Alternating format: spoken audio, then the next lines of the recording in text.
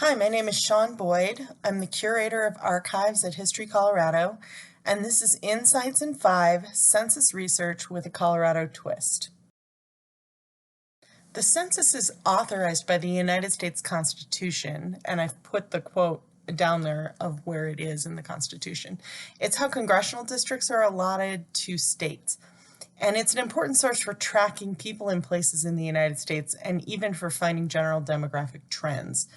It's been conducted every 10 years since 1790 and released every 72 years because of privacy. So 1940 is the most recent set of data. The 1890 census was destroyed in a fire at the National Archives. So for Colorado in particular, that's a pretty major loss.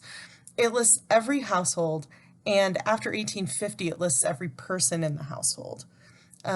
The data varies from year to year, but generally it lists name, age, marital status, race, relationship, what country they're from or state, and also where their parents were from, their occupation, and other personal information like real estate or property value, level of education, and in 1930, whether the family owned a radio. These are just a few tips before diving into doing research. Remember that research is cyclical. You may need to revisit sources that you've previously visited several times, and that although the internet makes research easy, there are a lot of options for finding even just census data, so it can become confusing. You need to be critical of what you read, and don't assume that if it's published, it's reliable. And then best ways to track your census or other genealogy or people research would be to keep a research log of places you visited, only visit trusted sites, and then question everything you read, particularly with the census. There are some tips that I'll be sharing at the end. There are several websites you can visit to find the census. Some of them cost money and some of them are free. On the paid side, you have Ancestry.com and Fold3.com, which is a subset of Ancestry, as well as MyHeritage. Ancestry and MyHeritage index the census separately, so if you have a subscription to one, it doesn't necessarily mean it's the same data as the other because of how they transcribed it. And then there are a couple of free sites, particularly the 1940 census is available at the National Archives. It's browsable, not searchable. So you'd have to know the town and hopefully the page that your person is on. And then FamilySearch.org also has some census data on there, and those are both free. Because the census was indexed separately on different websites, you may need to check multiple sites if you can't find the person or people you're looking for.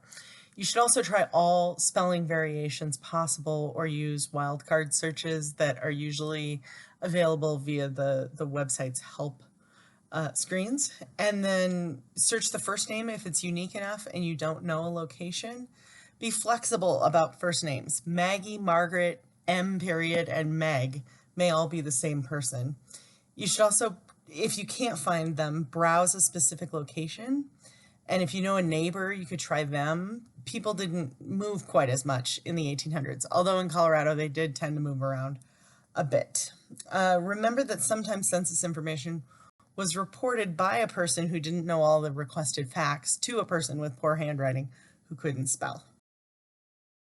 Here are some more general search tips for using the census. If you're searching for census records prior to 1850, only the head of household is listed with numbers across the line for people of each age and gender category, as well as the number of slaves in each category, age and gender, if applicable.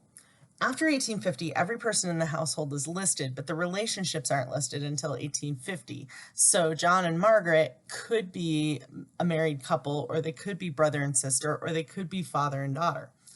Women are listed under whatever name they were using at the time, so it's their married name. Sometimes they used their maiden name as their middle initial. Women are sometimes easier to find through their husbands, fathers, and brothers because their last names didn't change as frequently.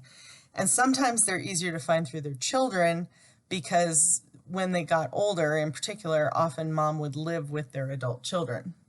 Ancestry has a nifty Find Related Records feature to help find the same person in other records. It's on the right-hand side of the search results. This is somewhat reliable, but always look at it critically before accepting that information. Thanks for watching this part 1 of 2 about census research.